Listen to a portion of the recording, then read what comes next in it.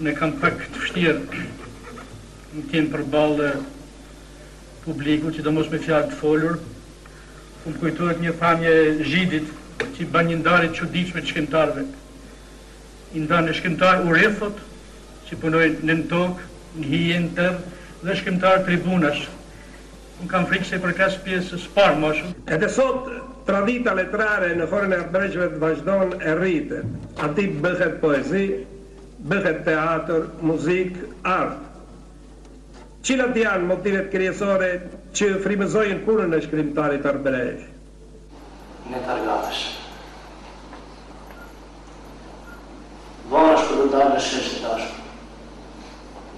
Lutësojsh në kafazën, vere qenin në gjumë, të mos i lejë haramës. Varash për të qarë e për të ankuar e dashur. Vere dore në zemër, bjure e pyqë në vikësisë. Ledhja ta që treni me urejtje të tjekin lampën e vetë dhe të mbledhin vrejnë në shishë. Vanash për dashuri e dashur, sot gjithë ditën kam qenë argat në tregëve të dëshpruarve dhe s'ma mori kush të mbjell një farë shprese në arën e madhe në fund të zadet. Vanash për dashuri, vanë, më zgjone e sërherë, nëse nuk kam teku nga bikti. Kjo shoqat një vëmendje të duhur i ka kushtuar organizimit të veprimtarive shkencore.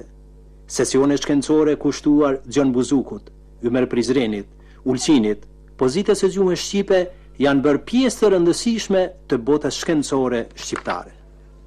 Tesa bërë nga shoqata Arklubit, shoqate cila me një veprimtari letrare, gjuhësore, arsimore dhe kulturore prej afro 2 dekadash, por mirëprit nga ne, pasi edhe tema e zgjedhur ishte shumë intriguese, sot e prekshme, shumë e prekshme në të gjithë hapësirën shqiptare.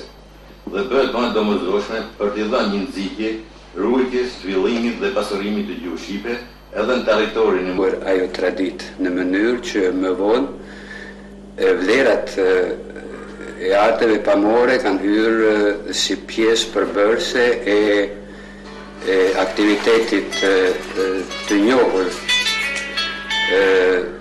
letrar kalimera poetike. Pra, njëra ndër mbrëmjet e këtij manifestimi është kushtuar pikërisht vlerave të arteve pamore. Kështu që brenda këtij manifestimi janë përfshirë emra shumë të njohur, siç kemi për shembull Agim Salihun nga Kosova, Eshref Qahilin, si dhe 2 autorë tepër të njohur, maestro Gjelosh Gjokaj dhe Zake Predvukaj. Bile 2 nga këto autor, 2 nga piktorët janë edhe laureat të çmimit vjetor të Art Klubit, që është Rudi Goga dhe Gjelosh Gjokaj. Gjithashtu janë organizuar tryeza të rumbullakta që kanë trajtuar tema të rëndësishme të identitetit shqiptar, pastaj përvjetoreve të ngjarjeve historike e personaliteteve në fushë të letërsisë e kulturës.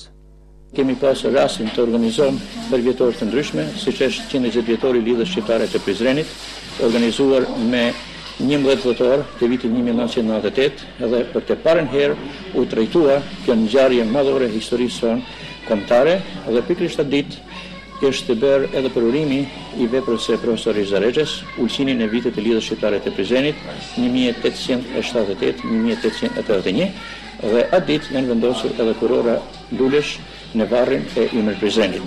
Pastaj kemi organizuar shënimin e 100 vjetorit të vdekjes së Naim Frashërit në vitin 2000, pastaj kemi organizuar 30 vjetorin e vdekjes së Fanolit në vitin 1996.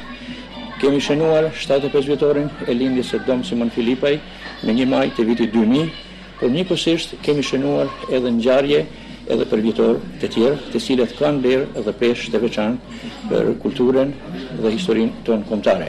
Në 20 vjetorin e tij, Art Klubi si në aspektin cilësor, ashtu edhe sasior është bërë protagonist i rëndësishëm i zhvillimeve kulturore, letrare, artistike, jo vetëm në nivel të shqiptarëve në Malin e Zi, por edhe më gjerë. Art Klubi ka zhvilluar dhe zhvillon aktivitet cilësor, ndoshta s'mund të bëj një aktivitet të dendur gjatë gjithë vitit, zhvilloj takime, përurime, botime, Po, atë që e bën në shumë profesionale dhe shumë cilësore. Është për çdo lavdat edicioni i Art Klubit. Art Klubi ka botuar libra të cilat kërkush në Malëzi, në gjuhën shqipe nuk i ka botuar.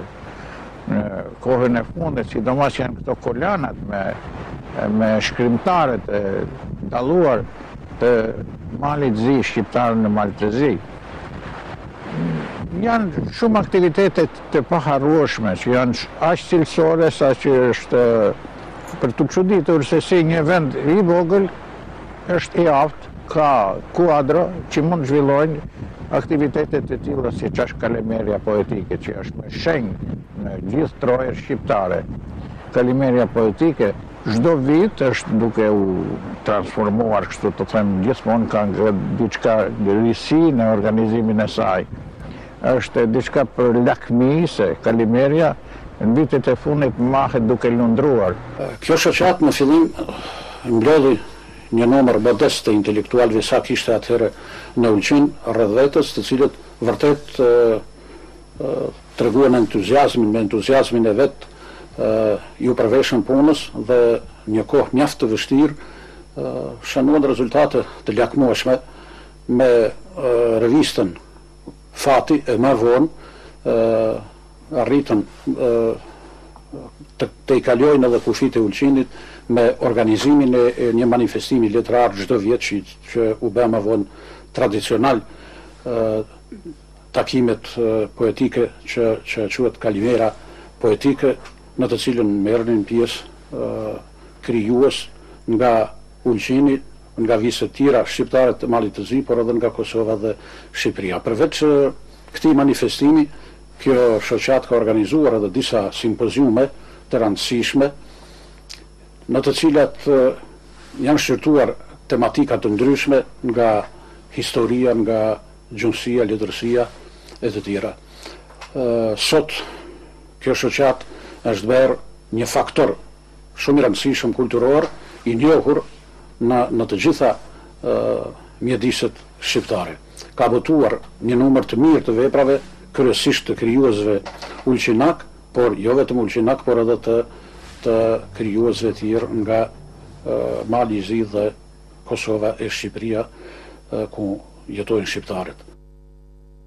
Kjo shoqat në këtë përvjetor të rëndësishme ka konsoliduar punën, sidomos në fushë të veprimtarisë botuese, pasurimin e veprimtarisë kryesore Kalimera poetike, organizimin e veprimtarive shkencore, por e presin sfida në të ardhmen.